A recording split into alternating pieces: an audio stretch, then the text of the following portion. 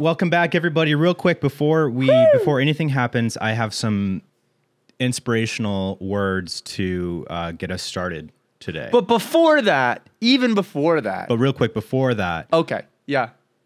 I have inspirational. I have an inspirational video to play. Just the audio is what's important. Oh, a video. Oh, that's awesome, man. Just the audio is what's important. Okay. Are we ready?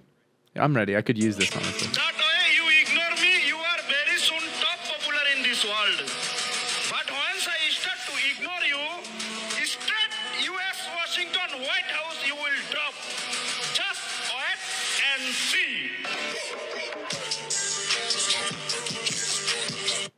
That way you ignore So, just wanted to share that with everyone because life gets hard sometimes. Can I just say, man, can I just say that really, I resonate with 60% of what the gentleman had to say. Can I explain why? Let me just say why. Because Go ahead and say why. I could only hear about 60% of it. And the other 40%, it was, I think it was the noise mix. gate? I think it was the mix that he used, just the mix of everything was just a little tough for me to comprehend. But Well, I picked up on 60% everything. of that, man. I picked up on 100% of what you just said. What I said? Yeah. Could you reiterate maybe in layman's terms what that good citizen was saying? Right. So that good American citizen was saying basically, you might be popular, everyone might like you, but I don't like you, and I'm gonna make sure that you fucking die. That's what he said? It was either that or pick yourself up by bootstraps. Oh, okay. It was something. Jesus. It was something along the lines of, everything happens for a reason. You miss every shot you don't take. That's Wayne Gretzky. If you aim for the moon, but if you miss, you land amongst the stars. Something along the lines. That's someone of that. else. That's someone else too, though. But bottom line is that I was taking a big old dog shit just a few minutes ago, and that was the video I ended on, and that was the video I finished to. Nice. And dude. It really just kind of inspired me, so I wanted to share that with everyone. Do you ever masturbate on the toilet like that? Is that what you're saying? While I'm shitting? Yeah. That's gotta feel good. That's gotta feel good. I don't know. It's like one of those things where, like, can both things? They can, because people can they coexist? Can one thing happen when the other's happening? It gotta be. Yes, I would say That's a kink, unfortunately. That's crazy, dude. That's one thing. Crazy. Look at me right now, everyone who's watching this. Me? Oh, then look at you. Look at me. That's not okay. Well, Being come on, man. Play, don't kink shame, man. I'll kink shame shit play, dude. Come on, fucked. Why? Because that's you can't do that, man. They like that. They like to do that. I don't care shit. if they like that. That's fucked. It's not that bad, poo-poo. man. You don't play with poo-poo. What about sub dom shit? That's fine. What do you think of that? Wrap that rope around your dick. And squeeze. Toy. Wrap that toy around your dick, fuck toy. Wrap that piano wire around your dick and squeeze. Put that fucking dick underneath your car and run it over, fuck toy. At the end of the day, anything that's consensual is okay. But if you're into scat play and shit play, that's fucked. It can be okay, but it's still fucked. Oh, yeah. You can be into that. Oh, yeah. But that's fucked. Fucking wrinkly. A little bit, huh? And that's all I'll say about that. Welcome back to Beyond the Pine, everyone. It's episode 264. And there's no signs of slowing down. Let's do no sign of slowing down, dude. Let's keep this thing going, baby, with a song on the intro tail. And a 1 and a 2 and a skiddly-diddly-doo. I said, welcome to Beyond the Pine. It's gonna be a great day. I said, welcome to Beyond the Pine. It's gonna be a great day. I'm depressed. Oh, yeah. We're big boy depressed. No, guys, but for real. Fuck. No, I just want to say there's a lot of good, so much good going on in both James and mine, our lives. And But, you know, sometimes you can't control ye old darkness hovering over you, you know, and, you know, I don't know why. I was just telling James this off the podcast. I just came off the heels of doing Whales Talk's second show at Tempe Marketplace. And it was great. An amazing time. It was so fun. Directed putting for Isaac Dunbar. Also, guys, right now, go in the link in the description and pre-save my song Ottawa Rockstar. It's actually technically coming out tonight, but go pre-save it because I think it fucking helps. Shows the label that people are interested. So go click that link. Pre-save to Spotify, Apple Music, whatever. I appreciate that very much. Anyways, it's honestly one of my favorite songs of yours. Thank you, dude. Like, we have a music video in the can. I trashed it. Oh, fuck, man. But yeah, so we're going to have a music video for that very soon. Yeah. And yeah, it's one of my favorite songs of yours because it's like, it's very different than everything else. You know, the rest of your singles so far have been, you know, at least musically more upbeat. Like, I really, really enjoy your lyrical content because it's very real. It's like, the perspective that you take on stuff is really like,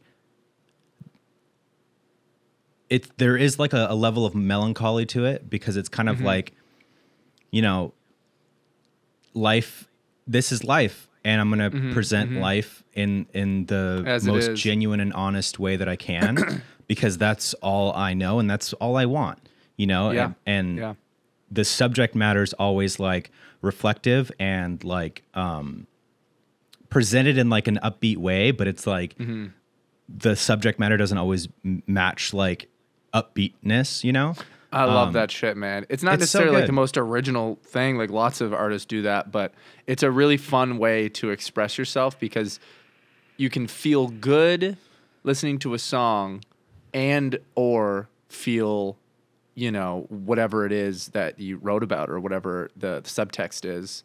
You know what I mean? I love that. I love writing like that. I like writing happy songs that are happy and happy songs that are melancholy as well. Like it's really fun. It just really depends on, you know, what comes out when you're writing and shit.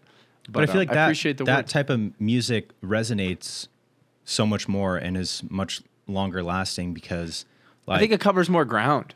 100%. And like if you can, you know, create art that is relatable and honest, that's what's, you know, it might not be the quickest to rise as far as popularity or success, but it lasts much longer, you know? Yeah, and like, it's not just, you know, you're not just bragging or like, saying that you're the best or whatever, like we see in music, like all this shallow shit where it's like money and fame and fucking getting girls and fucking all this shit. It's like, have something to say. And that's across all genres of music. There's that level of like, I'm fucking dope and I'm the best and like, listen to me because I'm the best. And people are like, okay. But then on the other side of that, there's the real shit where it's like, you're making incredibly, you know, amazing music. And you're also being honest and genuine with who you are and expressing that in your art. And that's what art is, dude. It's an expression, right? And like, I know for me, being able to creatively express myself is of the utmost importance. It might be the most important thing internally for me is being able to express something creatively. And that's why I was, you know, a few years ago going through such a hard time is because I wasn't able to creatively express myself. And I didn't have the tools or the skill set or the experience or even just the mental, you know, I wasn't in the mental mindset to be able to do that. And so it fucked with me because I wanted to do that, but I couldn't. But now I can do that. And so like when you can get something out that's in you, even things that are like unspoken or subconscious, but you feel them and you can't always pinpoint them, like sometimes being able to express that in a creative way is the only way that you can actually get that out. Yeah, 100%. It's kind of like there's a part of, I I'd like to think being an artist in any area that can only be fulfilled in like this expression that is like very personal, that isn't just like doing something you like, but it's very personal and emotional, that you can only express by doing that art, you know? And if you don't, then it's kind of like suppressing emotion or 100%. burying emotion or something like that. So it's something that like builds up and builds up and builds up. And I feel very lucky to be able to have the opportunity to do that. And performing shows has been like just another outlet to do that. And I found with this second show, and it's only the second show, like most bands do hundreds and hundreds of shows, but I think it's been really But they cool. all started with one show. Yeah, 100%. But what I mean is like it's been really cool to do that kind of skipping. Not skipping. I put my time in. It just was. I got the same experience that I needed to do these things or be ready to do them. But jumping right into the show now, like my perspective and what I take away from the shows, it feels different than like when I was in high school doing shows, or if I was in a band that I knew it was going to take 20 years before anything happened or something like that. I don't know. It's hard to like really say what I mean here, but what I mean is when I come away from the shows, it's like I've skipped to already in the second show, being able to be more present and at the show, and it not be this whole nightmare of a thing that I can't like control. It's like I can actually enjoy it already, the second show, and I can be present, and I can also like learn and study the audience behavior, but like still be present and like really enjoy it, and it not just be like this performative thing that you're kind of, all the decisions are made before you go into it, and then you do that, and then you come out, and then you don't really know. It's I don't know. Do you know what I mean? Like, Kinda. I don't even know what I mean. Like, I'm trying to imagine, like when we did the SB7 shows, like I wasn't present at all for any of it. It was this very like all of the decisions, all of my emotions and my behaviors were subconsciously decided and subconsciously before we even went and did any of those shows. How I thought about it, what my opinion was of it, how I was going to act, how I was going to think, what my takeaway was, what I thought of it. All of that was predetermined by myself. So going into it, there was nothing to take away from the actual show. I blocked the opportunity, created no opportunity for me to absorb anything from that, whether that just be emotional or knowledge and learning from the show or anything like that. And the first show was sort of like that. For Whale Talk. The second show, I was able to be more present and experience it and kind of like in an improvisational way where it's just like, I'm just being me. I'm just doing this. You know, there's still some like performance and performative like aspects to it that have to be there, that will be there. But I'm really trying to do that on all these shows so that like it feels genuine for me. Like I can still be amazing and be what I think is like an awesome band and a great frontman and stuff like that without having to like put on a character too much or anything like that, and just kind of like just be that. And I don't know. Yeah. No, that makes sense. And I think it's because like with the SB7 shows, because we did two live shows, right? We did the one like very early on. Yes. Yeah. And then panels and shit. But it's performative, but not the same. Yeah. Yeah. So like with the first show, I feel like we were very excited and had this very like hopeful like mindset and like, this is so cool that we're able to do this. But then with the second show, that was like, you know, within the last 6 months or maybe even less than that. Oh yeah. No one knew that we were ending. Right, we knew that it was like, this is it. And so it was like cathartic. I wouldn't say cathartic. I would say like almost pointless in a way. Like that's how I felt anyways. Like sometimes. And again, like, you know, when you reflect on things, like right now, how I feel can change how I reflect on things, you know? Oh, totally. Yeah. Because like right now I'm depressed and I'm, you know, going through shit. So when I think back on things and I reflect, I'm going to resonate more with like the negative emotions that I was feeling at the time. But like when I'm happy right now and excited, I'll think back fondly and be more nostalgic and be like, but like blah, blah, blah. It would all happen for a reason or whatever. And neither one's bad. It just gives you a different perspective. That's so true. And That's like, so true. so thinking back, I like knowing that we were like going down, and we knew that we didn't have much time left with the show. Doing that live show to me was like, there's no reason to like go above and beyond because we're not going to be able to save this. There's, it was just like this weird thing where it was like, it was complacency too, because like we knew that a certain amount of people were going to show up and that those people were big fans of Sugar Pine 7. And so like we didn't have to try extra hard, and maybe that's just me, but like, yeah, man, that last like 6 months to a year of doing the show was like, it was tough because I was agree. like That was fucked.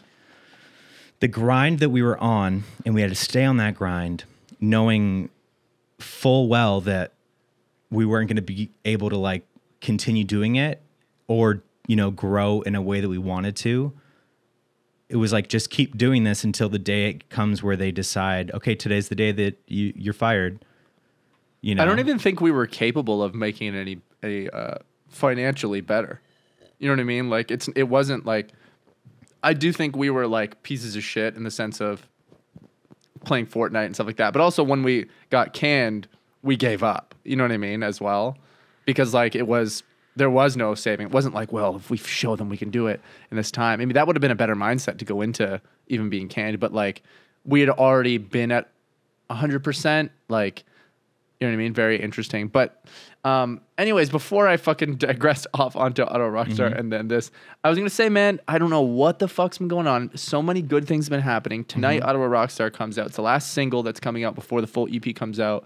Dude, I just got hit with like, and I don't even want to, like, I'm like afraid to use the word depression because there are people that like have it way worse and have it medically that like, feel disrespected when you say like, I'm depressed.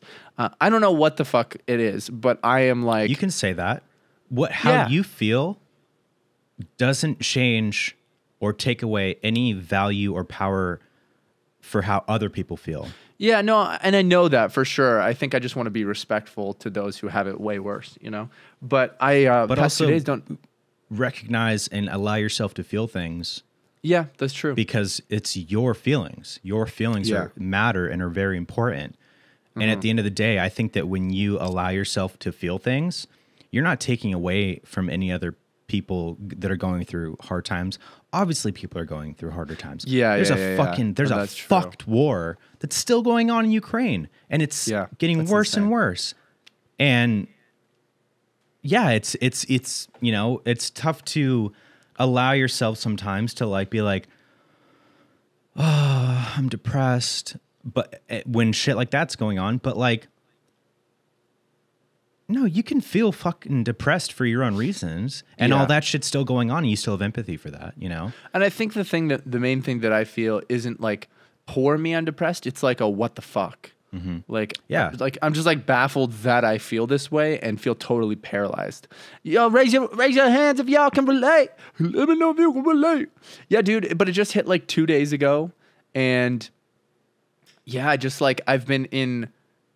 I think having ADHD maybe contributes to it because there are similar things with people who have ADHD who are not treated, who like you get this paralysis of like not being able to do something because you're procrastinating, or like you've got this thing to do, but then you're like, oh fuck, I need to do this too. And then you go do that and you're like, oh fuck, I got to do this. And then you spend hours and hours doing everything you need to do except the thing you really need to do. And then also you can just be like stunned on your fucking phone, and like, sure, some of that may be an excuse or whatever. Some people may look at that as like, well, just don't, whatever. But like, it's so much harder than that. And it's like, it's completely paralyzing. And then that I'm noticing is such a shitty, toxic thing that it is like just in this funk or whatever the fuck's going on the past 2 days. Everything's good, mostly. But I just, I'm like, I don't give a fuck about anything right now. It's super weird. Like, I know I care, but on the surface, I don't care. And I can't do anything except for like what I absolutely have to do. It's super weird. Just like life doesn't feel happy. You know what I mean? I know things are happy. You know what I mean? Like I'm happy in my relationship. I'm happy with my career. You know, I'm happy. I know on paper I'm happy. Like the world's just fucking bleak and there's no color right now, but I know that I'll get out of it. You know what I mean? And I know you're going through your shit too. And like James and I were talking earlier and we were like, I was like, you know, our causes are very different and not scalable and non-comparable. But what is comparable is like this cycle in which we're both like, yeah, man, we're fucking on it in LA, like get together and like life's amazing. And then we're like within a couple days we sync up. You know what I mean? And so, but that's because like, I think when you're on the grind, think about all the energy that you're, you know, using. And yeah, maybe I just gassed myself out. I think you're just gassed out. And then I got sick and had to do, not had to, but then had a cold for that performance and then was still sick after that. And I'm like, I'm on like the tail end of being sick. Like if I got a good night's sleep tonight, I wouldn't be sick tomorrow. But it's so funny. Like that must be it. Just like gassing yourself out. I don't think that there's one thing that's causing it. I think, you know, the tricky thing with depression is that it's usually a combination of things. You know, you're mentally and emotionally exhausted. There is definitely, you know, because what is it? Depression is anger that isn't being expressed. And by anger, it's not like necessarily angry at someone or something, but it could be compounded from several different things. And then there's times where it is a one large factor that is contributing to it. But when you're going through it, it's like, it's usually not just one thing. And that's why there isn't just one solution to it. You know, like, oh, this is why I'm depressed and this is how I fix that. And if I do that, then I won't be depressed. It's like, nah, not. It always happens too when you need yourself to be at 100% to handle everything. I find, like, I guess not every time that I have a lot of things I need to do does this happen, but when this happens, it's like, damn it, I need to be at 1000% right now to handle all of these things, and I'm not. I'm at fucking 10%, you know? Very weird. But that's life, man. Shit never works out that way. And of course, when you have so much on your plate and there's so many things going on, is when your brain's like, nope, I'm gonna throw this at you. And then life's like, oh, and also this is happening, and you're just like, can it not? Can it but not? It's like, nope, sorry, already happening. Now you got to deal with it on top of everything else. Makes you grow stronger, man. Like I don't feel cathartic right now, or like I'm gaining anything from feeling like this. I only feel like I'm losing by feeling this way. The lesson will be there. It's later. Yeah. It's later. Thank fuck, man. Teach me a fucking lesson, man. Not like a hard one. Like, don't make me go homeless or anything like that. Your legs are gone. Legs. Sweep the legs. Yeah, I don't want. Yeah, I was walking on the street and I ran into this fucking crazy person and they sweep my legs and now I'm out. I'm out of the competition. I'm out, dude. Out of the comp. But yeah, man, just sometimes I want to be real and let you know what's going on, how we're feeling, dude. But I know that I'm gonna get through it. I'm still feeling good at times. You know what I mean? I'll have my moments, you know. But I gotta do things, man. If you're feeling like this and you can relate at all, dude, you gotta do things. And you got to do the things that are good for you. I haven't been able to, but I think I'm gonna push myself today after this podcast to like clean my house, shower, fucking go for a walk, then do a bunch of things I need to do for the promo. You know, like just like force myself to and hope that I'll see the light at the end of the tunnel, kind of thing. Because I know I will. It's just a matter of time. You know? That's and the great, longer. But sometimes, sorry to cut you off, sometimes it's important to just sit in that and let yourself feel it. Because at the end of the day, if you just try to numb it or, and by numb it, I don't mean not doing anything because that can be numbing it too. But sometimes if you try to just like distract yourself and force yourself to do things, it's not going away. You're not actually like healing it or letting yourself feel it. And usually like in order to heal, you need to fully feel what you're feeling. And that's the hard part too, because it is hard. It's very hard because you feel like it's hard when you don't know what you need to heal from. Like this doesn't feel like there's anything to heal from. It feels like all the things that I can identify that could be contributing. It's like to even solve those or heal from those, I just have to be an adult. I have to work hard. I have to do all the, you know what I mean? Like I think you're being a little short-sighted with that. Yeah, maybe. I promise you, and this is for anyone who's going through something like this where you're kind of just, you know, relatively vaguely depressed and you don't know why. It's not the right here, right now things. Everyone has very, very, very deep pains and traumas. That's true. That we haven't processed because we don't know how to process them. And even when you do process them, they don't get erased. They're still there. And you have to revisit them again and again and again. Yeah, and like, you know, I promise you that, and you don't necessarily have to do this like now for this, but you know, there's deep things there that are affecting you. And yeah, I know there are very deep things that are affecting me. Yeah. And I'm absolutely going through it in one of the worst ways I have in years. Yeah. You're handling it incredibly though. Like, I don't even know how you're being so strong. I'm so fucking proud of you. Like, I feel you and I see what you're feeling, but I also see this fucking strength, and you still have your fucking head on. And that's like everything, because that'll carry you through it. You know what I mean? That'll allow you to feel when you're feeling this bad. It'll allow you to still, you know, put you on the right path.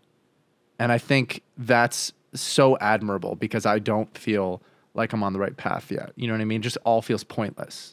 And so that is so fucking, I don't know how you have that. I mean, I guess saying I don't know how you have that's not true, because you've always been like that. And usually I'm like that. Even when there's terrible shit going on in my life, like I'm not in a like emotionally terrible place. You know what I mean? So like I've been in way worse situations and had my head on. That's why the reason I'm even talking about this is like, I'm just kind of like, fuck man, what do I even do? Like there's no like major thing to tackle. It's like, you know, I truly think, man, just let yourself feel this right now. Just let yourself feel this, because for how long though? How long do I like sacrifice? Don't think of it all like the that. things I have to do. Right, because it's important. important Okay to do. No, it's you're okay fucking right. It's okay to do the things that you have to do still. It's not an either or thing. It's not black and white. Like either you do all the things you have to do today and you're not depressed, or you stay depressed and you're not going to do those things. It's like it'll all happen. It'll all ebb and flow. But I'm saying, like, and it's important if you got to get through it, don't delay letting yourself get through it. Don't push yourself deeper, but be open to the process of moving instead of questioning it so much. And because all of that, you're so right. All of what I'm doing is only stopping myself from it's like processing whatever I need to process and moving on from it. You're trying to, even though you might not think it, what's happening right now is a defense mechanism. And I know this about you because we've talked about this, that your defense mechanism is, and this has been with family stuff and everything, like growing up, your defense mechanism has been literally like not think about it. Literally not think about it. And I'm sorry if this is too personal of a thing. No. You're totally right. That I can take it out. Please do, man. Please do. This is that real one, Beyond the Pine, baby. But like knowing that about you, because you've put that in words to me, that you don't like, you do anything to not think about it, and then in turn do something that makes you happy. But that is like textbook repression. That's literally, you're repressing these things. So that's why I'm saying, like, if you let yourself feel this, then you'll be able to go in deeper and potentially, you know, find out a root cause to what's actually making you feel this way. Rather than, because even now though, with what you're saying is like, oh, I'm going to kind of force myself to do all the things I need to do. That's the same thing, but the flip, where instead of like, I'm going to ignore this and do something to make myself feel happy, I'm going to ignore this and do something that makes me feel responsible or mature, Right. because that's what I think Which I in have turn, to do. yeah, But makes you both, feel it's happy. both sides of the same coin. So right in the middle there is letting yourself feel this, and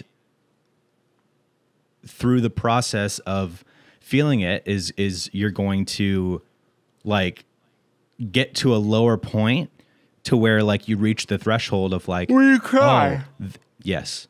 And Yeah. boy, oh boy, I am waiting for that to happen because I haven't cried yet. Yeah. But you know what? And I want to.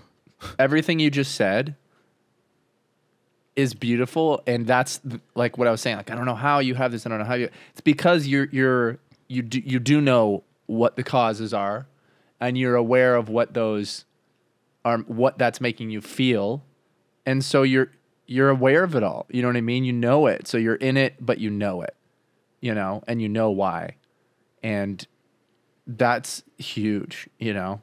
And you like allow yourself the opportunity, because if you weren't and you were just suppressing it all and just, you know, then you'd be where I am, but in a way worse situation, because what is going on for you is like really intense, you know? So fucking good on you for being strong, dude. And keeping your head on and like, and burping, you know? And all Well, that it's like, shit. dude, I often feel, and this is going to be funny, I'm very grateful for my level of awareness. But at the same time, I'm like, man, I'm so aware of myself and of others and what's going on and with me and with situations and whatnot, that I'm like, man, I wish I wasn't. And it's like in No, fucking, because you would feel worse. no, for sure. But it's like in Infinity War when Thanos is fighting Iron Man and he's like, Stark. And then he's like, you know me? He's like, yes. You're not the only one cursed with knowledge. And it's like, sometimes I feel like I'm cursed with knowledge, man. Yeah. I can't not know these things because I know them. I usually am right there fucking with you. You know what Yeah. I mean? Like, I usually know what's going on, and like, even though I'm someone that like suppresses things, and I'd been working on that for the past like 3 years, I still like, I usually relate to where you're at right now with the awareness of things, and that bringing you some kind of peace within the storm that allows you to handle the storm better, instead of like, why is there a storm? Why am I fucking, what's going on?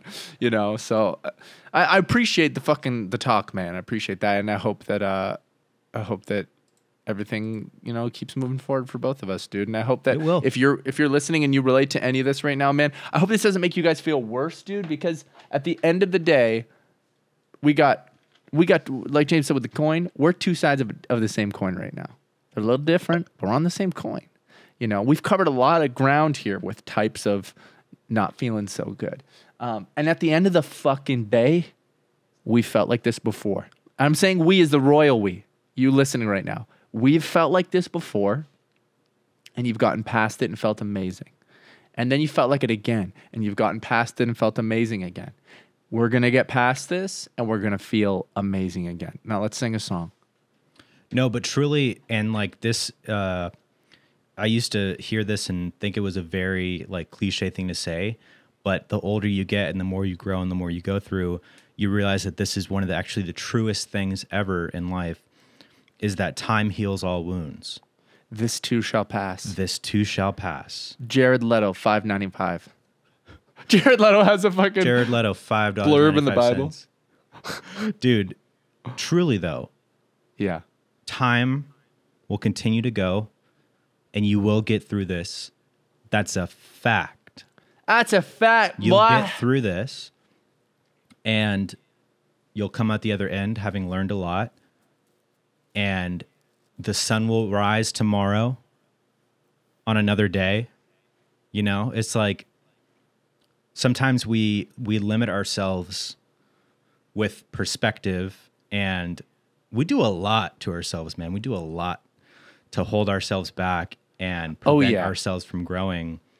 And get out of your own way. Give yourself the opportunity. You know, that's it. And give yourself some grace to be like, it's okay if I feel this way right now. I'm going to feel it. I'm going to experience it, but it's not going to be forever. And, you'll wake up one day and be like, I feel a little bit better today. Maybe I'll do something to make myself happy, or do something that I've been putting off, working on something, doing something, whatever. And then you'll be like, oh, nice. I have some energy back. And then a week goes by and you're like, yeah, I'm feeling pretty good. And then a year goes by and you're like, wow, I was so depressed a year ago. And I'm feeling a lot better now. It's because it's all about planting those seeds. And it's a slow process, but it's very important because, if you don't plant those seeds as far as like the growth in you and your mental health and things like that, if you don't plant those seeds now, then there's going to be nothing that's grown a year from now. That's so true. Do your future self a favor. Do your future self a favor, man. And then voice crack there. That was hilarious. Let me stop you right there to hear a word from our sponsor. Today's episode is sponsored by Honey, the easy way to save when shopping on your phone or computer. I don't think I'm alone when I say that I almost exclusively online shop. It's the easiest way to find exactly what you need, and you can find discounts, which is where Honey comes in.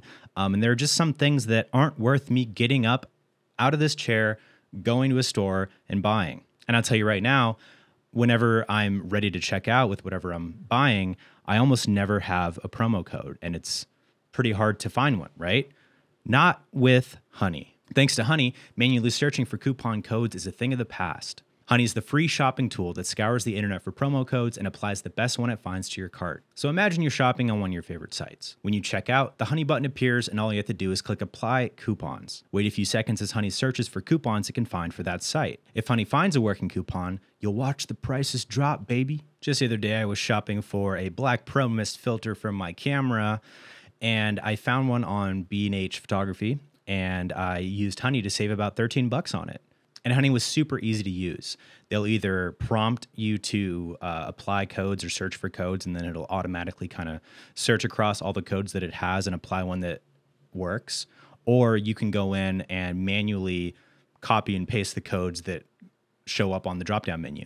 And Honey doesn't just work on your desktop. It works on your iPhone too.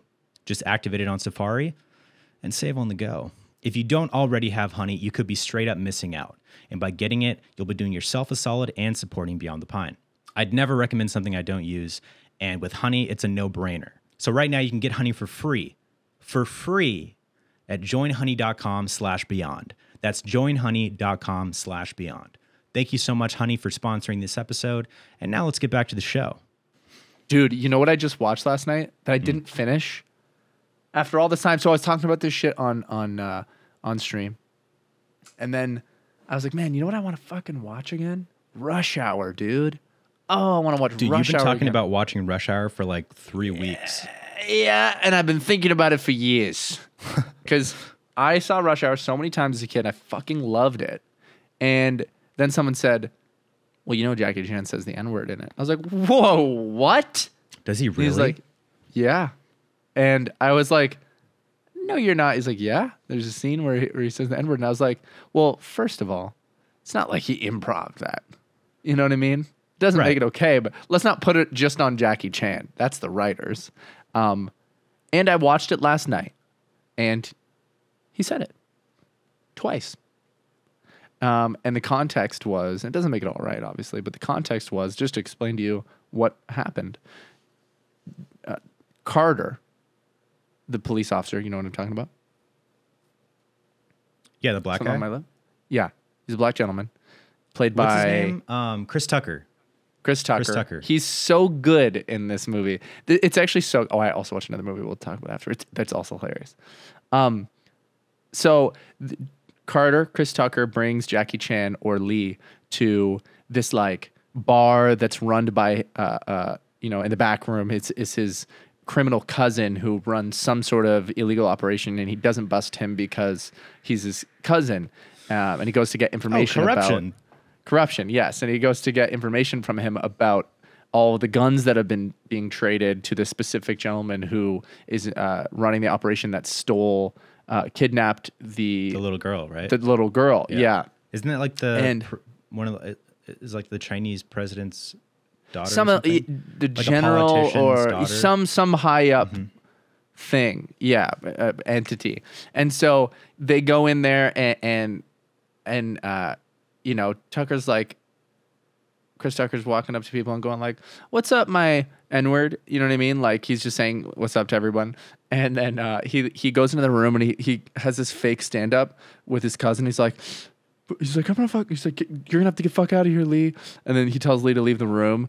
And then he's just kidding. He's like, "I'm just fucking with you," because he wanted to put on a show for Lee. And then Lee goes out there and sits at the bar. And it's so bad for a lot of reasons.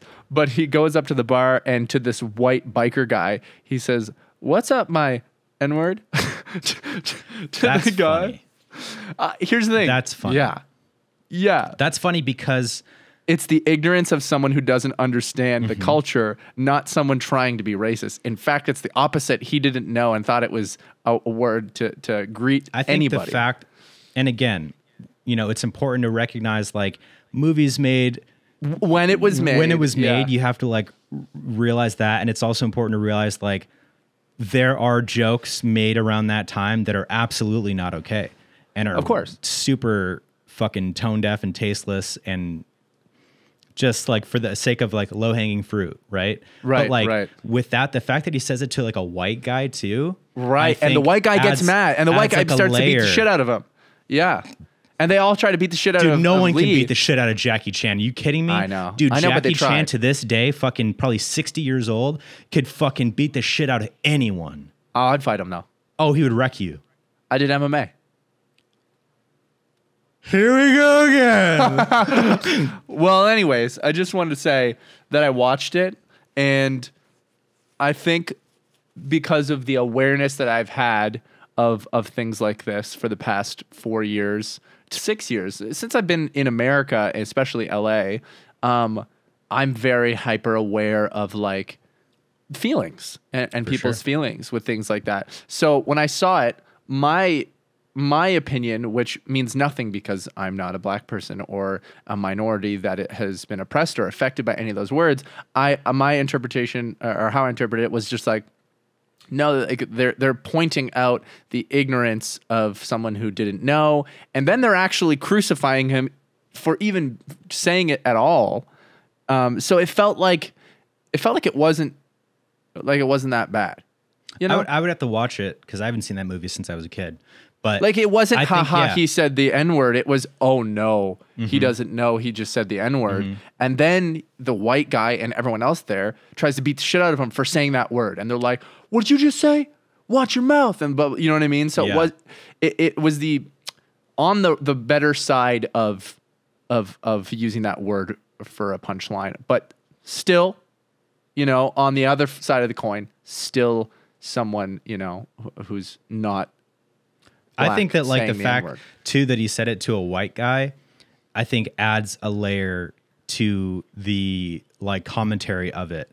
And Genuine question. Like, the fact that because that just is like pure like he didn't know, he was ignorant to that. And then the fact that I think the fact that he was punished too within the context of the story, the character was punished for and that. punished for exactly. Like how dare an you? important thing too, because like, you know, when you're in It shows that that's stories not and okay. stuff, and like when you develop a character, and I'm not saying like Rush Hour is like this amazingly written story. I fucking love it, and that's man. fine. But like at the end of the day, it's an action comedy movie.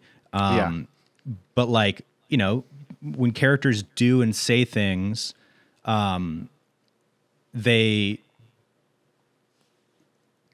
there's like a level of, if a character were to do something really fucked up, like even like, for example, like Michael Myers, he's a pure evil. He's a fucking murder and fucking serial killer, right? But like, there's still a line that you don't cross. Yeah. Because then once you cross that line, it's like the point of no return. Yeah, you can't come back from certain like, shit. I'm thinking of like in the 2018 remake of Halloween, he literally kills a kid. He kills like a 12-year-old kid, which even for like a serial killer, like a fucking Jason type of killer, they're always killing like young adults or like adults, you know? So like to kill a kid, I'm like, that's pure fucking evil. There's no room for like redemption or like glorification or like, cause like with Freddy versus Jason, remember Freddy versus Jason? Right. Did you ever see that? That was Freddy my versus favorite Jason? one. Love Freddy that was versus my favorite Jason. one. So fucking good. They do this with like Alien versus Predator too. They always make one of them like the kind of good, right? Yeah. When in reality, obviously Jason was the good one. Right. But I'm like, Jason is a good guy. He's not a good guy. Jason is the lesser of two evils. You know? Yeah, but it's like so fucking evil. But we're meant to be like, oh yeah, they're gonna team up with Jason to kill Freddy, and it's like, motherfucker, Jason? You're gonna team up with Jason? Jason is like a maniac. He's an idiot. He's a big dumb idiot, man. He is a fucking idiot. He's an idiot for sure. Can we seriously all just for 1 second acknowledge just that he's a fucking idiot? Yep. Like what a dumpster truck of a human. What a fucking moron. Yeah. He's a refrigerator Jason with legs, is a man. fucking moron, dude. Yeah. Unbelievable, man. But then, like, even with Alien versus Predator, just about anything. like the Predator are like they team up with the Predator because like the Predator's the good one. But it's like, well, we don't know. The Predator. He's a murderer. They're fucking a race of fucking murderous warriors. Yeah. I'm like, sure, you can argue that like they hunt for sport and they have like morals and shit, but it's like, no, because in Alien versus Predator, the Predator kills like a lot of the fucking human, like the main girl in it, her like friends and teammates and shit. Yeah. But then at the end, when she's the only one left, she's like, I'm going to put all that aside and I'm going to forgive it for now. And I'm going to team up with you. Forgive and forget. For survival, though. Gotta remember that. It's just it's like those things where like in movies, you just look past these things. But in reality, it'd be like, no, fuck you, you fucking piece of shit. You killed my friend. You killed my friend. I have a question. Answered. This is about Rush Hour again. It's a genuine question, and it's ignorant, and I'm sorry in advance. But it's genuine. Is it more acceptable that Jackie Chan said the N-word, or his character Lee said the N-word, being that he's not white or being that he's Asian? Is there a crossover? Because I don't know what the culture is 100% obviously surrounding it, but I definitely have heard and seen other, minorities using the N-word that aren't black. And in those very specific contexts, it seemed as though that was normal or okay. Do you know? I don't think it's okay. It's not. From what I understand, got it. It's not okay. In fact, I saw a clip on Sway in the Morning. Mm-hmm. And there was I believe he was Chinese artist, rapper, who was on there and was like saying a bar or something that was a mix of some English words and some Chinese words. And there's a word in Chinese that sounds a lot like that word, the N-word. But it means like, I forget what it means, but it's just like a normal word that means like and or also or to or something like that. You know what I mean? Like a very normal word, but it just phonetically sounds similar to that. And they stopped the artist and were like, hey, don't say that word in your music. Like, don't say that. Don't say that. And then he was like kind of confused because English is not his first language. In fact, I don't know if he speaks English other than like some words in his music. Like there's artists that are from whatever country that may have like English in their songs, but it's only because they learned that they don't actually speak English. Yeah. So I think he had like a friend with him who was like his translator too or something. And so he was really like confused by like why they were reacting that way. but they were literally saying like, don't use that word in your music. Like that's not okay. And then he was like, once he like talked to his translator or whatever, was like, oh, no. That's not what that means. That this word means this in Chinese. And then they were like, oh, okay, because that's not okay. And he was like, no. Okay, but don't say it though. It means still remove that word. Well, but still you're gonna have to that not word. use that. No, but like, see, what I'm saying is like it doesn't matter because I don't think that word is not for anyone who isn't black to say. That's what I thought. Yeah. Yeah. But again, look, dude, there are people that are okay with like black people that are okay with anyone saying that word because they just personally don't care. So I think that there's like a general cultural thing, but then there's also like an individual basis. But like, again, who the fuck am I to say? But that's just a good example of like, no, I don't think anyone should say that if you're not black. Right. Agreed. And moving on to the next thing that I watched on a funny note, and then we'll end with Dahmer. But the next thing I watched, and I loved it, and I genuinely laughed so hard multiple times and thought of you, was Grandma's Boy. And I love Grandma's Boy, dude. Dude, genuinely Boy is really like good and genuinely classic. Like it's so funny. Good. So funny, dude. And it's like one of those movies that came out in that time period that like kind of flew under the radar because it was like it didn't have any like big names in it. Like it actually had some pretty big names. It had, well, he wasn't big yet, but it had Jonah Hill. Yeah, but it was like 2002 or 2003. Also, why is fucking JP Adam Driver?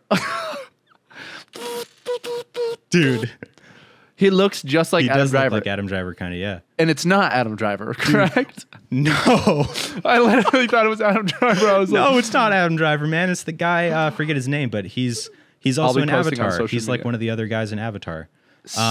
He's so incredibly funny in that, dude. He's like, yeah, that's why, because you're old and you need to sleep more. And then, dude, when he's like good. In his like office in his chair, like doing like programming or whatever, and he's like blasting the fucking techno music, and the guy walks in and he's like, "Can you turn the music down?" He's like, "What? I wish you had too loud for you." And he's like, "Are you afraid of it?" Are you? Oh yeah. He's like, "Why? Are you afraid of it?" He's like, "No, I just don't like techno." He's like, "You would if you had robot ears." Yeah, I guess so. Yeah, it's dude, so good. And then when he's like literally just like hiding up against the wall, my face. Sit on my face. Dude, when he's like hiding up against the wall and the main guy comes out, Alex, right? Yeah. Yeah, comes out and he's like, "Hey, JP, what are you doing?" He's like, I'm just thinking about my game. He says, "I'm thinking about my game." Thinking about my game. That's an excuse. It's going to be glorious or something. Yeah, and he's like, isn't he like, he's like, "I hate your face." But he's also like, he turns away. "How can you see me?" Or something like that. So he goes, "It's fucking weird." He's like, "You're fucking weird." And he walks away.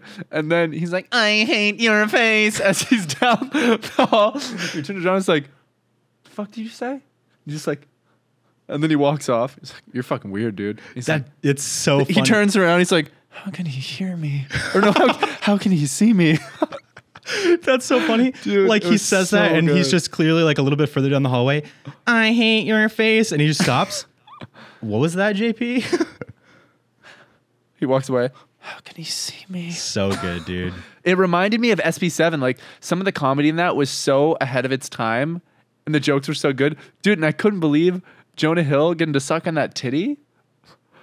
How is that even allowed in film? Like I was like, there's no way he didn't love that. Oh, he was bricked up for sure. And what about dude, Jonah her? Hill like, she's cool with it? Like, nah, she actually wasn't. They forced it. You know what I mean? Like, I was like, was she just like, I love it, or was she like, don't enjoy that? Better not be enjoying that. You know what I mean? And that could have went either way. Like, how do you be when it comes to like when you're sucking on a titty, sexual things in movies? You know, there's unwritten rules. I actually don't know, and I'm curious because, like, obviously, as a director and if I have like sex scenes and sexual encounters and stuff and in movies, like learning about how to direct those scenes and what's okay to ask and stuff like that. But there's rolling. Literally. And okay, we gotta fucking roll on this right now. We gotta fucking roll on this right now. Whoa, we gotta roll on this now. But there's things called like intimacy coaches, who are like, it's their role to like work with the two actors through those scenes and stuff, and make sure that there's like, you know, an agreed upon and an equal level of comfort and what's okay and what's not and things like that. And I'll say this in a general way. She was probably just down. Yeah. To do that. I can't even imagine, dude. Crazy. Getting your nip sucked. Getting my nip sucked for that long, and Jonah Hill. So many takes too. Dude, spanking her ass like this. Dude, and you know for a fact he kept Jonah, you want to go for another one? Dude, yep. He kept purposefully messing up takes in order to do more. Oh, I fucked that one up. I fucked that one up. I fucked that one up. I'm fucking it up. We gotta go again, I think. Probably spend the rest of the day on this. Guys, you're gonna want to watch me do this for more takes. Dude, that movie literally is so fucking good and so funny. Like the rom-com aspect of it is like not cringy or over the top. The comedy is like really actually funny. Super funny. And it's like the game, the video game aspect of it. Yeah, it's unique. The budget was great. Like the way they did set design and stuff like that. Some of the fucking camera movements were impeccable. Like there's this one scene where he goes because JP just stole the game from him, and he goes back to that pothead guy who's incredible also, by the way. Dante, and he's standing above the couch. He's like, I want you to mix the zombie and this. He's like, wow, man, no one's ever done that. He's like, no one's ever been brave enough. This guy is. And then he sits down, and the way he moved the camera and they sat down in a one take was so perfect and smooth. It was like, yo, that was so beyond. Like, who the fuck DP'd that? Yeah. Or camera operated that? Because I was like, that was so out of this thing's fucking league. And then I started paying attention. I was like, there's a lot of incredible camera movement and stuff for its time. I was like, damn, for some like late night comedy, this shit is gas. I could watch it again right now. It was genuinely so funny. I love that movie. Yeah. Dude, and the guy who has a car bed, I forget, Nick Swartzen, dude. He's so good in it too, man. So he fucking funny. Oh yeah, I got your bed right there. It's like a blow up fish. Yeah. Dude, and he jumps on the bed. Like, he's like, yeah, so nice car bed. Thanks. Yeah, my roommate's got it for me. He calls his parents his roommates. Yeah. He's like, parents? Yeah, I'm trying to talk him into getting me rims. Yeah. And then, dude, he's also so funny when they're at the office and shit. And what'd he say? He's like, hey, I'm going to challenge you to a Dance Revolution. And Nick Schwartz is like, we don't have Dance Revolution, so you're dumb. It was just the way he said it was so good. Yeah. Man. And then movie. What else does he fucking say? Oh, dude, when Alex stays at his house that night and then he's jerking off to the doll to the action and figure. The mom walks in. Oh, I can't stop coming. It feels so good. Dude, and then then the smash cut to him like outside. So good. So good. So good. And then she the next morning drops him off at work with his lunch bell. Love you, mommy. And he's just like it's so good. Like the way they do it, because you could have executed it's like all raunchy, those ideas terribly, but it's not too raunchy. Right. And the comedy, they're not relying on the raunchiness for just the punchline of the joke. Like there are moments where the raunchiness is the joke, but a lot of those moments have really great bits, really great writing, really great acting. When was that? Like 2006, something like that. I think it was 2013, actually. Definitely wasn't. I'm gonna guess it was 2006. No. Definitely wasn't 2003. Come on, man. How much money? $25. Deal? Double or nothing? Deal? Look at me. Deal? Deal? No deal. No deal. No. Grandma's boy. Who the fuck do you think I am?